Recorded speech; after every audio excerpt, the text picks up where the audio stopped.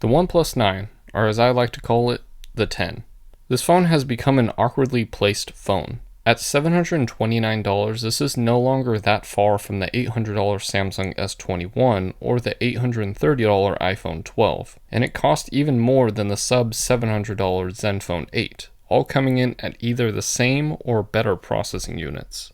But at the same time, none of these offer the same user experience as the OnePlus 9. Yet, the OnePlus 9 isn't the best phone in the bunch. Either way, there's a lot to talk about when dealing with this cheap flagship phone, so let's talk. Hello everyone, this is Matt from Real World Review. Check out the social media listed above, and let's get started on our review of the OnePlus 9. The screen is really nice, but also isn't. I'm coming from the 6-inch 1080p 90Hz refresh rate OLED from the Pixel 5, yet I'm not too impressed with the OnePlus 9. This is a 6.55-inch 1080p AMOLED that is flat to a point, and on paper sounds amazing with that 20:9 screen ratio and 120Hz refresh rate. There are some software features that actually make this screen look even nicer with this ultra-high video resolution mode, and overall video and photos look good, but for some reason the screen is just okay in my eyes. The screen is capable of hitting 700 nits, possibly even more, so the brightness isn't bad. For some reason, normal app usage just doesn't look as good as I would expect. Still, looks really nice for the price, but doesn't beat something like a Samsung S21 landing in the mid-range flagship section for the display. This really does remind me of the OnePlus 6T, which makes sense seeing that it's not a flagship device like the OnePlus 9 Pro is.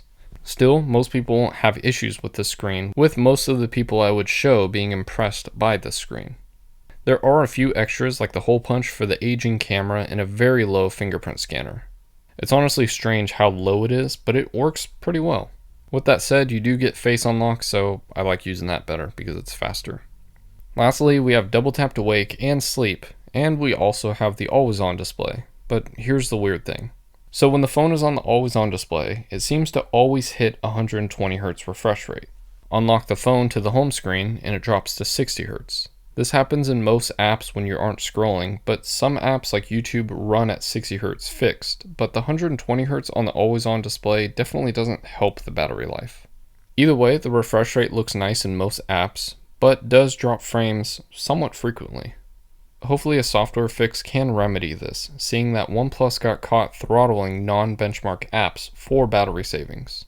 Also because this processor is too overpowered apparently. Overall, amazing screen for most, but for the super picky like me, maybe the OnePlus 9 Pro is a better option. Now this is the part where there's a lot of impressive tech, but also a lot of disappointments. Well, maybe a few disappointments. First of all, the front camera works, being a fixed focus 16 megapixel sensor, but the weirdest thing is that this is almost the same camera as the OnePlus 7 Pro, being the same sensor, just with a different aperture.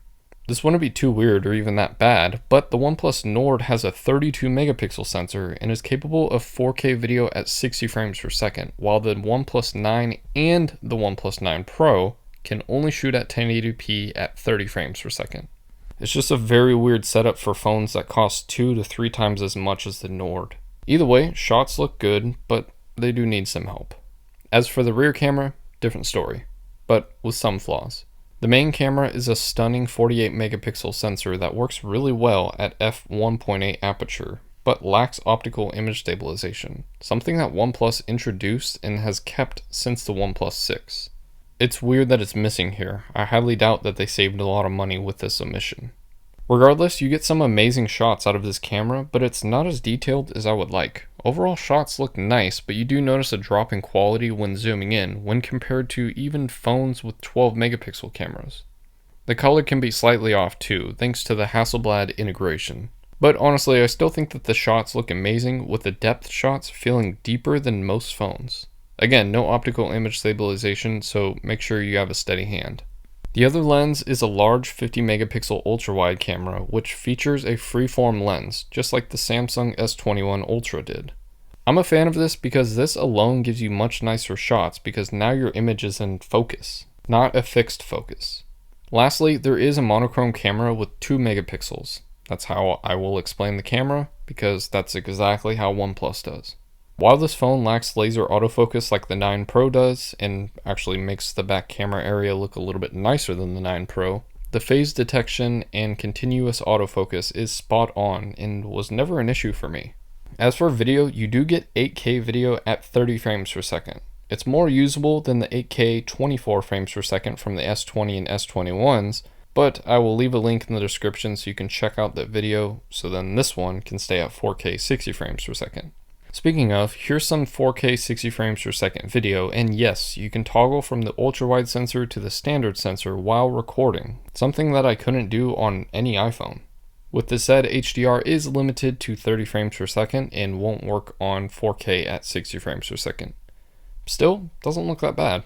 There's a bunch of features that OnePlus throws in this phone, like nightscape, but honestly, normal shots look better in my eyes when it is dark outside.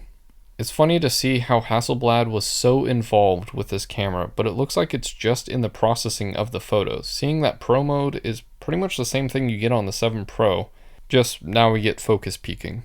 Funny enough, the settings are pretty much the same as what we're given on the OnePlus 5. However, the ISO does go a little bit higher. Overall, just like the screen, you won't be disappointed, but picky people like myself will. Or maybe I just like to complain a lot. As for hardware, there is a lot to talk about. First of all, this wouldn't be a OnePlus number device without top-of-the-line specs. To power this phone, we get a Qualcomm Snapdragon 888 chip, which is paired with 8GB of RAM as well as 128GB of UFS 3.1 storage. There's options for more RAM and storage, but in the US that doesn't seem easy to get. Just like how the OnePlus 9 Pro is only 12GB of RAM, while the 8GB version exists, pretty much in China, and that's about it. Then to power this phone, we get a 4500 mAh battery, which works. It isn't the best while running at 120Hz, but it will last a day for most people.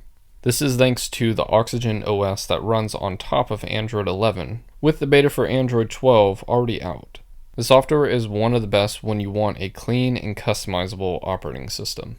On the bottom, we get 65W warp charging through the USB-C 3.1 port, which supports 45W charging on non-OnePlus chargers. This is paired with wireless charging at 15 watts, as well as reverse wireless charging at some rate that OnePlus chooses. It's good for little devices, but the strange thing is how hidden this feature is, with OnePlus saying nothing about this feature.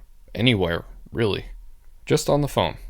Either way, it's probably 5 watts or something like that, which is good for little devices or phones, but slow for the latter. As for audio, no headset jack of course, but we do get dual stereo speakers, which sounds nice, but could be a little bit louder. The phone clearly comes with 5G, but lacks ultra-wideband 5G. However, this phone has more 5G bands than the OnePlus 9 Pro, adding 5G standalone bands 5 and 48, and non-standalone gets band 20. The remaining LTE and 5G bands are exactly the same, so this is better for 5G unless you need that ultra-wideband support. Strange. Then we get the expected, a bunch of Wi-Fi, including Wi-Fi 6, Bluetooth 5.2, NFC, and all types of GPS and cellular support. An interesting choice is that the 9 series, at least in the US, only supports one SIM card, no dual SIM, nor eSIM support in the United States. Then we know that the front glass is Gorilla Glass 5, but the back is as well, with a slight curve that makes the phone feel nice in the hand and beyond slippery everywhere else. Then the trim is strange. OnePlus went with a plastic mid-frame, which doesn't really seem to be a big issue, seeing that there weren't many complaints when they did this on the original Nord. We have the volume buttons, and then the power button, and then also the alert slider, one that seems to be a little bit smaller and a little bit weaker than the one that I found on my 7 Pro. Not to mention the vibrations actually don't feel as polished as the OnePlus 7 Pro. Maybe it's because of the plastic frame. For the price of $730, while this may seem like some corners were cut, this phone feels pretty good. Personally, it feels like the iPhone 12 mini is a better choice for the price. But the size and endless amount of extras that the OnePlus 9 comes with makes this a much better option on the Android side, seeing that the processor in this phone is so overpowered that OnePlus literally slows down the phone in certain apps. Speaking of, as for the overheating issues that these phones come with, it seems to not really be true. Having used the Samsung S21 Ultra, the heat that the OnePlus 9 produces is pretty normal for the hardware that's in here. And heat from phones is normal. but even when it was 100 degrees outside Fahrenheit, this phone never slowed down or popped up any message telling me that the phone was heating up too much. And it especially was never uncomfortable for me to hold when the phone did get warm. I wonder why OnePlus made this phone, but it also makes sense. It is kind of strange to see that the screen size, metal frame, slightly different camera setup, 50-watt wireless charging, official IP68 water resistance, and ultra-wideband 5G support are the main reasons why the OnePlus 9 Pro costs $240 more than the OnePlus 9.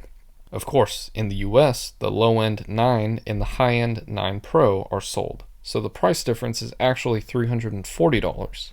Now it makes sense. OnePlus can't sell a $1,069 phone and that's it. They have to sell both. But in this sense, the OnePlus 9 is actually a good choice, giving customers low end with the OnePlus Nord options and a cheap flagship, being the OnePlus 9, while the true flagship, the OnePlus 9 Pro, is sold as well. Not to mention that the OnePlus 7T, 8 series, and 8T are still being sold. With this full lineup, OnePlus actually tackles every price point. And this $730 price point is the main focus right now, seeing that people are still reluctant to spend $1,000 on a phone unless they truly need it.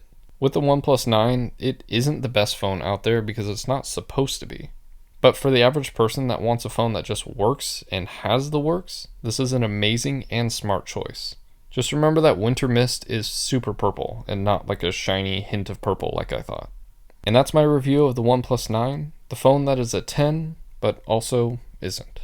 I will see you all next week, and as always, thanks for watching.